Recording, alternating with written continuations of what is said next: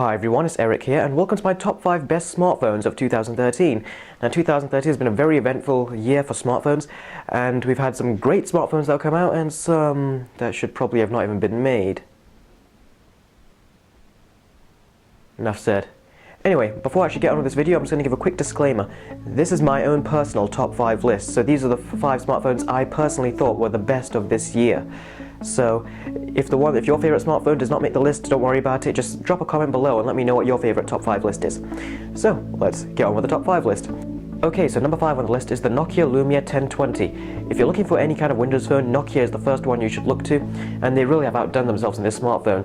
When rumours went around that they were going to make a smartphone with a 41 megapixel camera, people were very skeptical and just thought that Nokia had lost their heads. But many of us were really surprised to find out that the 41 megapixel camera was the best camera, or one of the best, out there on any smartphone.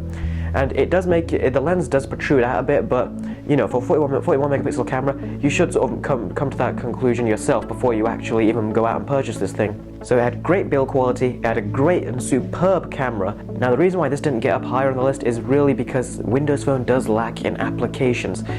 Whenever I wanted to get some apps for Windows Phone on my last review unit, and even when I use Windows Phone nowadays, I really do want certain applications that are on Android or iOS, but they didn't really make it to Windows Phone yet, and it's taking a very long time. So Windows Phone is very slowly progressing, but it's just taking too long for my liking. The reason why this is still on the list though is because if the applications were sorted, Windows Phone would probably be a smartphone I would definitely consider going for. So the Nokia Lumia 1020 is my 5th favourite smartphone of this year. Coming in at number 4 is the Samsung Galaxy S4. Now the main reason why this is lower on the list and not higher is because I found this to be a disappointment personally. The reason why is because TouchWiz really was getting quite heavy. It was actually a very light overlay, but it was actually becoming very heavy on the Galaxy S4. And what it did was result in a lot of lag. And I was really surprised to notice this because normally Samsung Galaxy S3, Galaxy S2, they're really fast smartphones, but the Galaxy S4 was like just stuttering way too much from what I expected, and it was a big disappointment. Apart from that, it had a fantastic screen, decent quality speakers, a 13 megapixel camera which really did take some great and awesome photos, and the 1080p HD video capture was also really impressive. And the fact that you also had a 2 megapixel front-facing camera was also very nice. And a micro SD card slot. We all love those, and it's a shame that not many Android phones are including them anymore, but Samsung still are, and that is again one of the reasons why you would want to go with a Samsung smartphone. There's loads and loads of storage space if you get one of those. So if the Samsung Galaxy S4 did not suffer from the lag, then it would have been higher on the list, but unfortunately it does suffer from a great deal of lag, and that's why it takes the number 4 spot. Coming in at number 3 is the Nexus 5. Now, for many people, this was one of the most anticipated smartphones of the year, primarily because of the specifications and the price. And again, Google outdone themselves.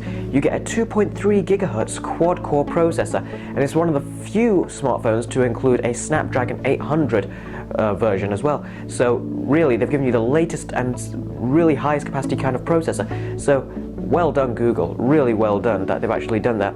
And they did partner with LG again because they did really great with the Nexus 4 last year. The build quality is great, the design is great, the camera was also good enough, not the best, but it's certainly good enough, although the 1080p video capture of the Nexus 5 people say is one of the best on a smartphone. This is being charged at a mid-range kind of price point, yet people are comparing this with the top-end smartphones. That gives you an idea of how great it is. Now, one of the main reasons why this is actually a bit lower on my list and it's not like higher is the speaker. I love my multimedia on the go and I love watching them on my smartphones. The screen is 1080p, which is great on the Nexus 5, but the downside is that the speaker is a big problem, and many would even go as to say that it's a deal breaker on the Nexus 5. People say you might as well just use headphones, but me personally, headphones are good, but I do like having a good quality speaker on my smartphone. And if the Nexus 5 can't even deliver on that front, it's not even as good as the Galaxy S speakers, and those are okay in my opinion. So if it can't even match those, then the speaker is just not good enough for me, and that will be a reason enough for me not to purchase this phone. So here's hoping that the Nexus 6 Google actually go all out with the speaker. But as it stands, the Nexus 5 is a superb smartphone and definitely deserves a spot on my top 5 list. Okay, so now we're going to the last 2, and these are phones that I really do praise highly. And on number 2 is the Samsung Galaxy Note 3. Now, if you look back, the Samsung Galaxy Note 1, people were like, what on earth was Samsung thinking? They're just going over the top in terms of how big you can make a smartphone screen. But then the Samsung Galaxy Note 2 came about, and then there was a lot of useful features that it actually introduced. And the Samsung Galaxy S3 just continues to make those features better. I mean, it really does. First of all, let's talk about the build quality. Samsung smartphones are known not to really have the best of build quality, but the Galaxy Note 3 has some great build quality. The back is now a kind of soft touch leather kind of feel. It's not real pure leather, but it fooled me, basically. When I got it in my hand, it really did feel like I had leather, like I was actually holding leather in my hand. And it really does feel very nice and comfortable when you're holding it, especially on a big smartphone. It's like very comfortable in the hand. And that's why I think Samsung are doing very good with the Galaxy Note smartphones. The first one was just huge in the hand, whereas the second and third, they do seem like they're still small and not huge like the first Galaxy Note. So I'm really impressed at how Samsung are doing that. And the usefulness of the S Pen, the features are still great for those that are like into engineering work and stuff like that. They're finding it very useful. I actually know some people that are doing engineering business work, and they really do find the Galaxy Note useful. And the Galaxy Note is just getting better and better as the models go along, and this had a great 1080p screen, a great camera that took great photos, and also great 1080p HD video, and it could also take 4K video as well, which was one of the first I've seen on any smartphone. So the Galaxy Note 3 really did impress me by its build quality, by its useful features, by the fluidity of the operating system. It's not as fluid as a Nexus device, but it was better in performance than the Galaxy S4, which had a lot of lagginess in the OS for some reason. Those are the reasons why the Galaxy Note 3 took a second spot in my top 5 list. Okay, so we are now coming to my number 1 smartphone of 2013, and this is the smartphone that I think no phone has succeeded in. This is, in my opinion, as good as it gets in terms of smartphones, and my number 1 smartphone of 2013 is the HTC One.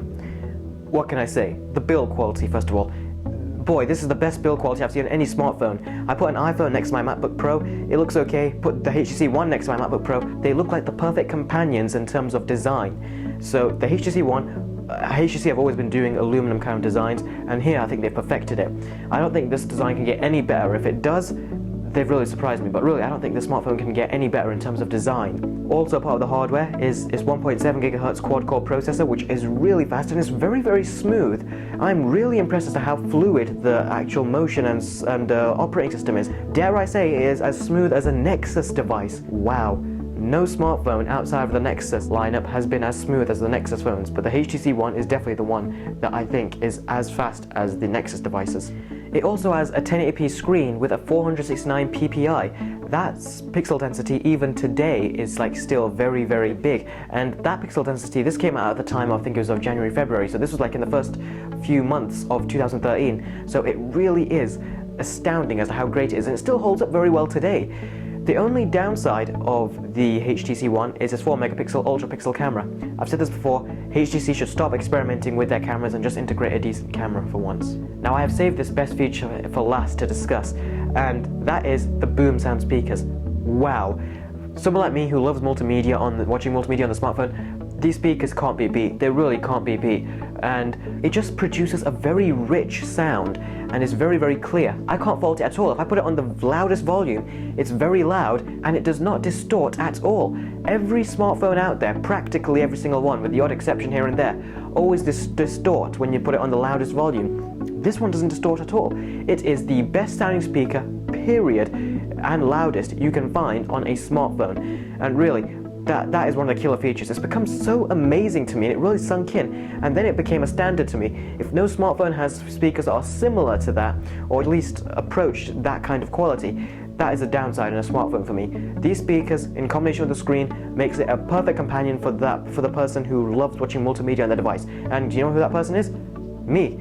I love watching media on my portable devices. I've already said that, I'm not going to keep going on about it, but that's one of the greatest features, and that's one of the things that made me love using the HTC One.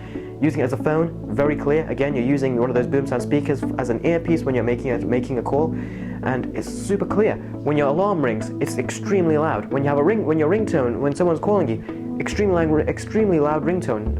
The speaker truly is amazing. It really is amazing, and I just don't think they can do any better than that. I know it's going to get better, and I'm really looking forward to the HTC M2 next year in 2014. So that's it. The HTC One is my number 1 best smartphone of 2013. Now just remember, this is my own personal list, so you guys feel free to comment below and let me know what your favorite smartphones of 2013 are. And as a bonus, here is my runners-up list.